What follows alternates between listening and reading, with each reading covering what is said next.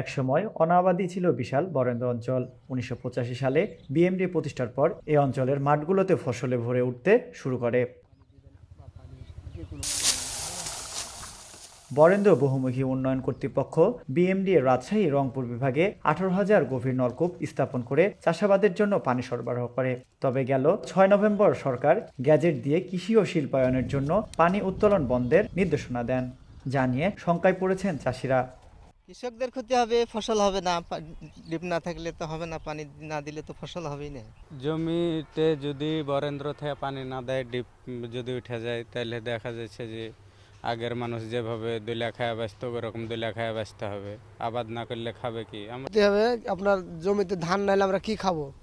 আবাদ না করলে আমরা খাইতে পারবো না। আর বরেন্দ্র পানি ছাড়া আমাদের আবাদও হবে না। এছাড়া কোনো বিকল্প কোনো পথও নাই।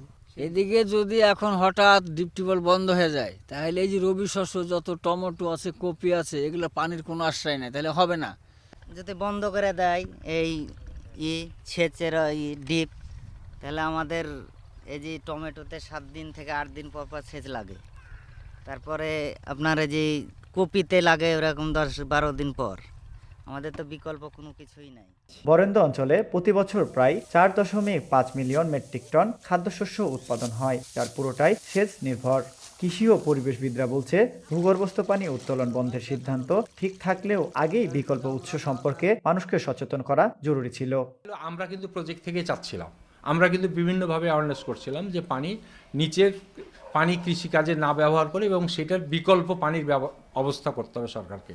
বিভিন্ন খাড়িগালা সংস্কার বা পদ্মা নদী থেকে বিকল্পভাবে পানি আনা এবং এই পানির মাধ্যমে কৃষি চাষ করতে হবে। কিন্তু যদি হঠাৎ করে পানি উত্তোলন বন্ধ হয়ে যায়, তাহলে দেখেন প্রত্যেক এখানে একটা হিউজ পরিমাণ ক্রপ প্রোডাকশন কমে যাবে।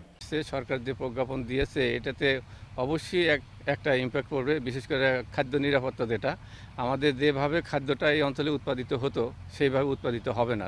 আমরা দীর্ঘ 2 যুগ আন্দোলন সংগ্রাম করেছি যে মাটির নিচের পানি তোলা যাবে না, আর তুললে যে ক্ষতিটা হবে সেটা কিন্তু সরকার পূরণ করতে পারবে না। সুতরাং আগে থেকেই সরকারের উচিত ছিল যে আপনার ভূ পরিস্থিত পানি এখানে তোলা নিশ্চিত করা। বরেন্দ্র অঞ্চলের পানি সংকট নিয়ে সরকারের গঠিত কমিটিতে কাজ করেছেন রাজশাহী বিশ্ববিদ্যালয়ের ভূতত্ত্ব ও খনিজবিদ্যা বিভাগের অধ্যাপক চৌধুরী সারোয়ার জাহান। তিনি বলেন, ভূগর্ভস্থ পানি উত্তোলন বন্ধ করে বিকল্প সুপারিশ দেওয়া হয়েছে সরকারকে। আর বিএমডিএ বলছে, তারা বিষয়টি নিয়ে মন্ত্রণালয়ের সঙ্গে আলোচনা করেছেন।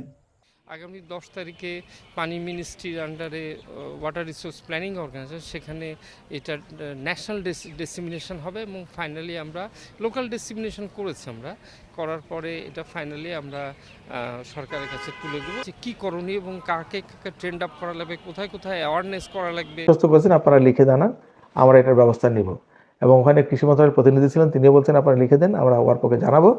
তারপরে ওয়ারপো আমাদেরকে ওয়ারপো ডিজিও ছিলেন ওখানে, বলতে আমরা লিখে দেবো, আমরা একটা চিঠি অলরেডি লিখেছি, এই আগামী হয়তো রোববার দিন ওনারা পেয়ে যাবেন, তখন এই বিষয়টা নিয়ে হয়তো সমস্যা আর থাকবে না।